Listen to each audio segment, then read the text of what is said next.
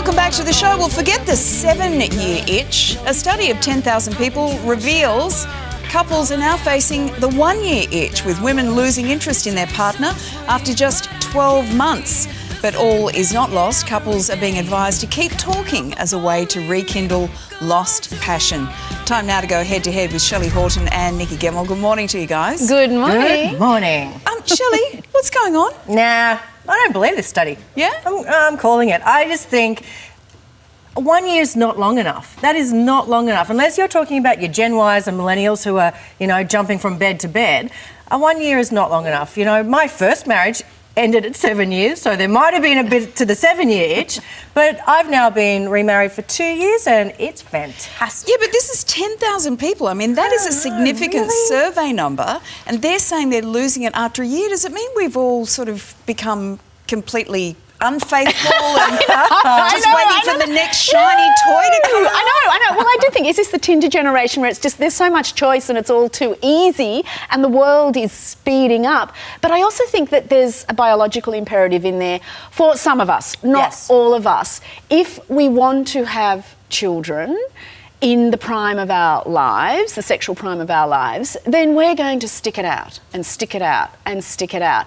And we are going to be interested for a lot longer than 1 year. Or is it the opposite? Well, there's plenty of couples who will tell you that having children is the opposite to an I can tell you, where do I begin after 4? So there's the thing. I mean, you've got 4 kids. Yeah. How many years have you been married? Almost 20. So how do you keep the passion alive? Don't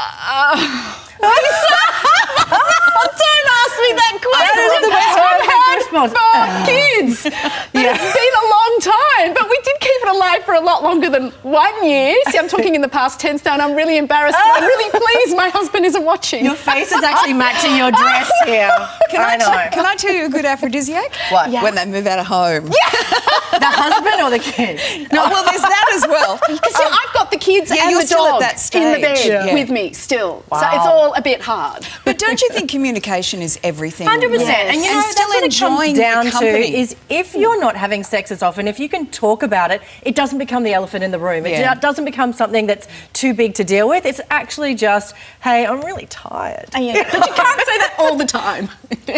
I'll keep that in mind. 20 years. You've got 20 years. Okay, He's 18 years obviously on me. trying to say that all the time. He just looks at me and he knows. And he's exhausted too.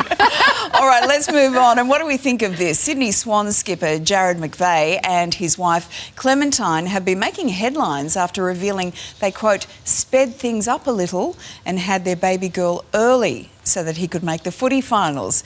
Now, you can't knock his commitment to the game, No. Nikki. And I applaud that and all the rest of it. I just think it's a real shame in terms of our desire for control. In modern living, we want to control everything.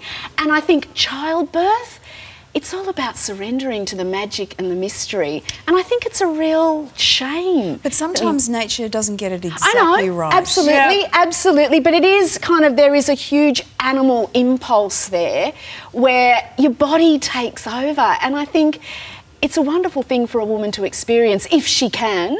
Well, it sounds like she was completely on board with this decision. And there's no greater animal impulse than making the finals. Absolutely right. And also, no better impulse than I want my husband to be there when I give birth rather than being on the footy field. I think, hey, we've got science these days, and if it is going to suit your life and suit your lifestyle, make it when at a time that suits you. I don't think it's about the mystery. I wouldn't be doing it. I would be scheduling it in. I'd be, picking the date so I could know their birthday, work out what star sign they are, all of that stuff. Look, the lovely thing is that Clementine and Jarrard have a beautiful baby girl. Yes, exactly. Yes. And they've had a bit of sadness in the past. Indeed, yes. Lost a little Florence Vivian. Gorgeous name. Yeah.